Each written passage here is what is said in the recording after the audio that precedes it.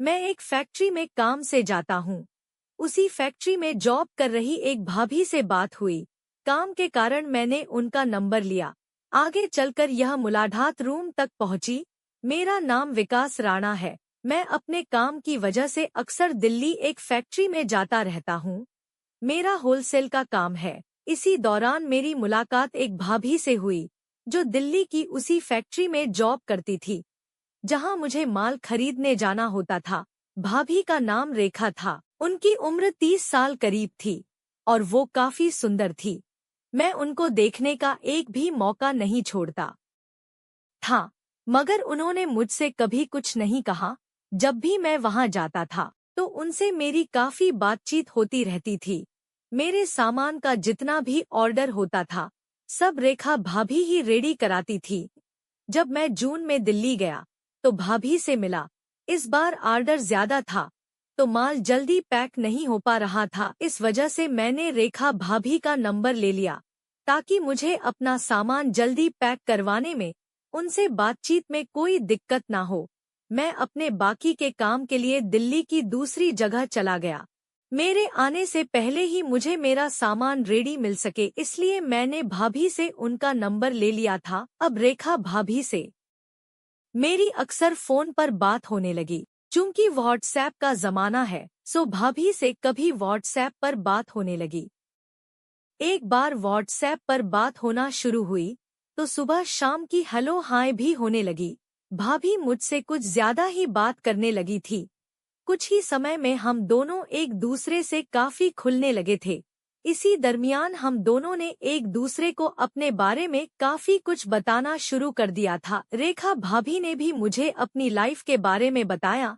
भाभी शादीशुदा होने के बावजूद भी अपने पति के ड्रिंक करने की वजह से 5 साल से अलग रहकर दिल्ली में जॉब कर रही थी। जब उन्होंने मुझसे अपने पति से अलग रहने की बात कही, मैंने उनको कुछ इसी तरह की बातों की तरफ मोड़ा जिससे वो अपने दिल के दर्द को मुझसे शेयर करने लगे। आग शायद उस तरफ भी लगी हुई थी, इसलिए नतीजा ये हुआ कि भाभी धीरे धीरे मुझसे एकदम खुलकर बात करने लगीं। एक दिन जब मैंने उनको बोला मैं आपको बहुत पसंद करता हूँ, उन्होंने भी सेम हियर बोल कर रिप्लाई दे दिया। मुझे तो मानो अंगूर का चमन नसीब हो गया था। मैंने उनसे प्यार मोहब्बत की बातें करनी शुरू कर दी और भाभी भी मुझसे अपने दिल का हाल सुनाने लगी।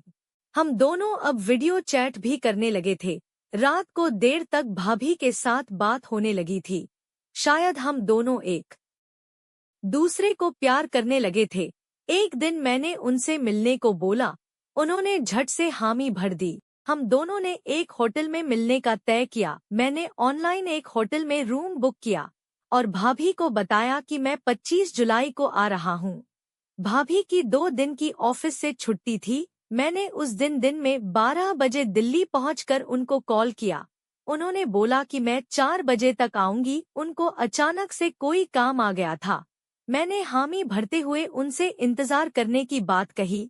भाभी के 4 बजे तक आने की जानकर मैंने होटल के कमरे में रेस्ट किया और उनने आने का वेट करने लगा। भाभी के आने का मुझे बड़ी बेसब्री से इंतजार था, मगर टाइम था कि कट ही नहीं रहा था। जब रेखा भाभी का कॉल आया कि मैं 15 मिनट में आ जाऊंगी तो मैं एकदम से बेसब्र हो गया और उनके आने का इंतजार करने लगा। उन्होंने होटल के बाहर आकर मुझे फोन लगाया। मैंने उनको रूम नंबर 107 में आने को बोला। जब भाभी ने कमरे के बाहर आकर दरवाजे पर दस्तक दी तो मैंने उन्हें अंदर आ जाने का कहा। भाभी कमरे में आईं और डोर लॉक करके पलटीं तो मैं उनको देखता ही रह गया।